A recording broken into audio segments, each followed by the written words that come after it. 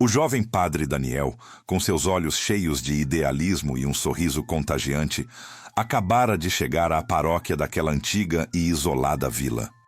Sua fé era um farol inabalável, uma chama que ardia com a pureza dos recém-formados, mas sua experiência com as sombras mais profundas da alma humana ainda era limitada. Ele vinha com o coração aberto, a motivação clara de servir a Deus e a comunidade, de ser um instrumento de esperança num lugar que parecia ter esquecido o significado da palavra.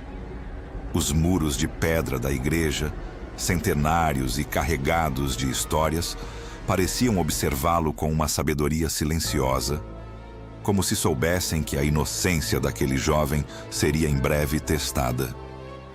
Mal sabia ele que sua chegada coincidiria com a noite mais sombria que a vila já havia presenciado em anos. Uma tempestade violenta irrompeu, rasgando o céu com raios estrondosos e afogando o mundo em torrentes de chuva. Os ventos uivavam como almas perdidas, cortando qualquer comunicação com o mundo exterior. A luz elétrica falhou, mergulhando a paróquia e toda a vila numa escuridão quase total, iluminada apenas pelos flashes intermitentes dos relâmpagos. Enquanto Daniel tentava acalmar os nervos, o sino da igreja tocou 1, 2, 3 vezes, um som abafado pela fúria da tempestade. Era tarde da noite, muito além do horário habitual de qualquer visita. Um toque hesitante na porta de madeira maciça da igreja fez seu coração disparar. Quem poderia estar ali, naquela hora e sob aquele temporal? Ao abrir, um vulto encapuzado se materializou na penumbra, a figura envolta em um manto pesado que escorria água. Sem pronunciar uma palavra, o estranho apontou para o confessionário, seu gesto carregado de uma urgência silenciosa. Daniel, confuso, mas impelido pelo seu dever, assentiu.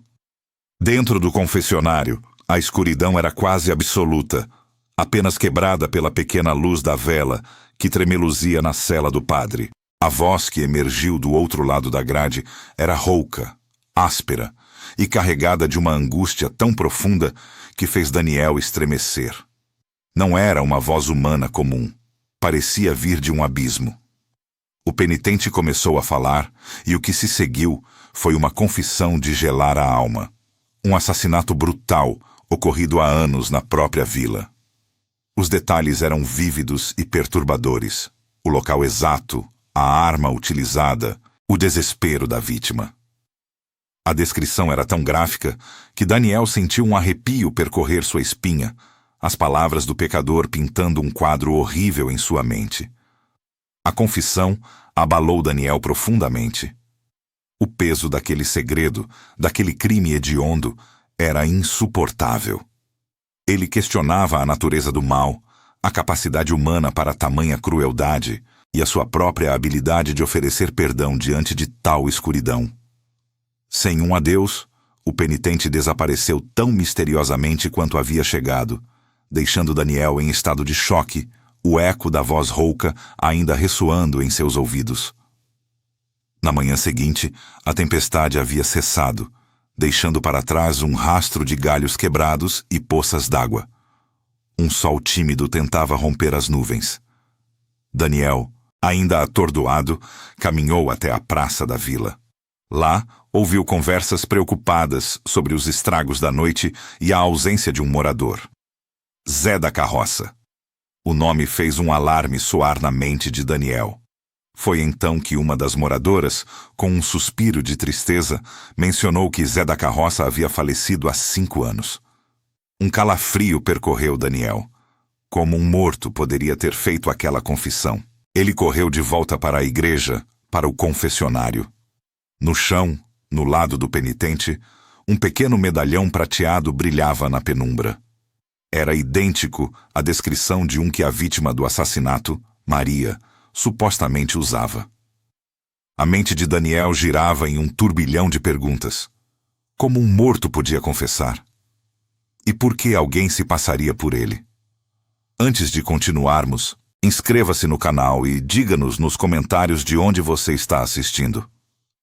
A mente de Padre Daniel girava em um turbilhão caótico. Ele tentava racionalizar o evento, buscava uma explicação lógica para o que parecia ser impossível. Seria um truque? Uma alucinação provocada pelo estresse da tempestade e pela solidão daquela vila isolada?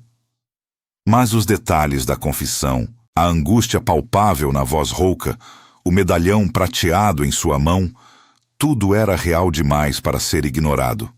A cada tentativa de encontrar uma explicação mundana, a realidade brutal daquela noite o golpeava novamente. O medo de estar enlouquecendo, de ser vítima de uma farsa cruel, instalou-se em seu peito, corroendo sua fé com uma dúvida insidiosa. Ele se sentia completamente isolado, aprisionado por um segredo que não podia compartilhar, um fardo que só ele podia carregar. Como poderia confessar a alguém que um morto havia se confessado a ele? Determinado a desvendar o mistério, Daniel decidiu investigar o assassinato de Maria, ocorrido anos atrás. Ele começou discretamente, usando como pretexto a pesquisa da história da paróquia e seus antigos registros. Passava horas na biblioteca local, consultando jornais velhos e documentos empoeirados. Descobriu que o caso de Maria havia sido arquivado como um mistério sem solução, um entre tantos que se perdiam nas brumas do tempo em vilas pequenas. A jovem Maria, vitimada por um crime brutal, era apenas uma lembrança dolorosa para os mais velhos, um nome sussurrado com pesar. As páginas amareladas revelavam que ela era conhecida por sua beleza e por um relacionamento secreto que, à época, gerou muitos boatos. Daniel começou a conversar com os moradores mais antigos, com a sutileza que só um sacerdote pode ter, transformando fofocas em peças de um quebra-cabeça macabro. Entre xícaras de café e olhares desconfiados, ele ouviu boatos e lendas locais sobre o assassinato. Muitos mencionavam Zé da Carroça, o falecido, como um homem que nutria uma paixão não correspondida por Maria. Alguns até afirmavam que ele fora o último a vê-la viva, uma sombra silenciosa que a seguia. A narrativa da confissão de Zé da Carroça, um homem pacato e devoto, parecia contradizer tudo o que Daniel ouvia, mas a obsessão por Maria, sim, era um ponto em comum. A família de Zé da Carroça, especialmente seu filho, João, era um capítulo à parte. Daniel notou um comportamento evasivo, um nervosismo latente sempre que o nome de Maria ou o passado era mencionado. João, um homem já de meia idade, carregava um ar pesado, como se guardasse um segredo por toda a vida. Daniel, com a esperança de desvendar algo, tentou abordar João com perguntas sutis sobre seu pai e a época do crime. Seu pai era um homem bom, não era João? Sempre tão prestativo na igreja, Daniel comentou um dia, tentando puxar assunto. João reagiu com uma agressividade defensiva, seus olhos esquivos e sua voz ríspida, tentando afastar o padre. Meu pai já foi padre. O passado deve ficar no passado, disse ele virando as costas. Daniel percebeu ali uma tensão familiar profunda, um segredo velado que se estendia por gerações.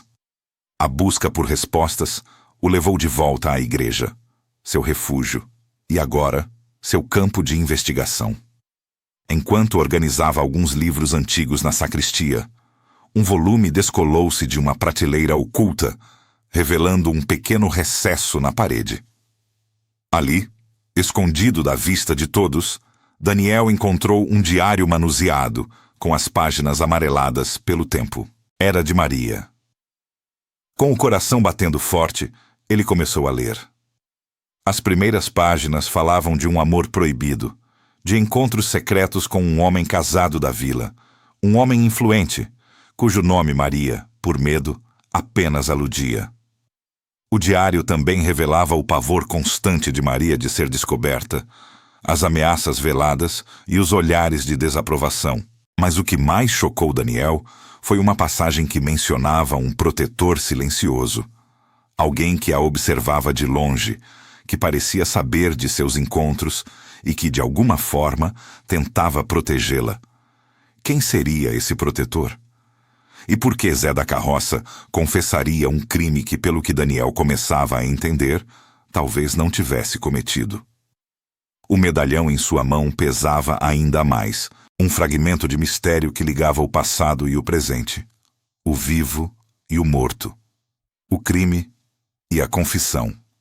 Padre Daniel, com o diário de Maria em mãos, começou a ligar os pontos, as peças do intrincado quebra-cabeça se encaixando com uma clareza dolorosa. O protetor silencioso, mencionado nas páginas, era, sem dúvida, Zé da Carroça. O homem pacato, de olhar bondoso, nutria um amor secreto e platônico por Maria, observando-a de longe, um guardião invisível em sua solidão. Daniel percebeu que Zé da Carroça não era o assassino, mas sim uma testemunha. Ele deve ter presenciado o crime, o ato hediondo que tirou a vida da mulher que ele secretamente amava. Mas por que, então, a confissão? A resposta surgiu como um raio em sua mente. Zé da Carroça havia sido ameaçado, silenciado pelo verdadeiro criminoso. Sua confissão, vinda do além, era a única forma de revelar a verdade, de clamar por justiça, usando a lenda do morto que retorna para ser ouvido. Era um artifício sobrenatural, um último grito de um homem que, em vida, não teve voz. O medalhão, o padre compreendeu agora, não era um objeto de prova do crime de Zé da Carroça, mas sim uma réplica, uma farsa plantada para forjar a confissão do morto, um desvio de atenção perpetrado pelo verdadeiro assassino para incriminar o falecido. As pistas do diário e as conversas com os mais velhos da vila, antes dispersas e confusas, agora apontavam para uma única direção. O verdadeiro assassino era o marido de Maria. Um homem influente e respeitado na comunidade, cuja reputação era sua maior preocupação. Ele havia descoberto o caso extraconjugal da esposa e, num acesso de fúria e desespero para encobrir o escândalo e preservar sua imagem, a havia assassinado brutalmente. E, para garantir que as suspeitas não recaíssem sobre ele, manipulou Zé da Carroça, um homem simples e facilmente intimidado, para que este se tornasse um bode expiatório, mesmo após a morte. A agressividade defensiva de João, o filho de Zé da Carroça, fazia sentido agora. Ele não estava protegendo o pai, mas sim o segredo do assassino, talvez por medo ou por algum tipo de coação. Com a verdade em suas mãos, Padre Daniel sentiu um misto de alívio e temor. A responsabilidade de expor um homem tão poderoso na vila, de desenterrar um crime tão antigo, era imensa. No entanto, sua fé, antes abalada pela dúvida, agora se firmava em uma convicção inabalável. Ele não podia permitir que a injustiça prevalecesse, que a memória de Maria permanecesse maculada e que a alma de Zé da Carroça continuasse a ser usada para encobrir a verdade. Daniel marcou um encontro com o marido de Maria, sob o pretexto de discutir um assunto da paróquia. O homem, imponente e com um sorriso forçado, sentou-se à frente do padre, confiante em sua impunidade. Daniel, com a voz firme, começou a narrar a história, peça por peça, desde a confissão noturna até a revelação do diário. O sorriso do marido de Maria desvaneceu-se, substituído por um olhar de fúria e desespero. Ele tentou intimidar o padre, ameaçando sua reputação e sua posição na vila. Mas Daniel, fortalecido pela justiça que buscava, não recuou. Seus olhos, antes idealistas, agora carregavam uma determinação férrea. Era uma luta moral intensa, a fé contra a hipocrisia, a verdade contra a mentira. A verdade, finalmente, foi exposta para a vila. O choque foi imenso, a incredulidade inicial logo se transformando em revolta. O marido de Maria foi preso, sua influência e poder desmoronando diante da evidência irrefutável. A memória de Maria foi honrada, seu nome limpo das falsas acusações que a assombravam. A vila, antes dividida pelo mistério e pelos segredos sussurrados, encontrou um senso de paz e união.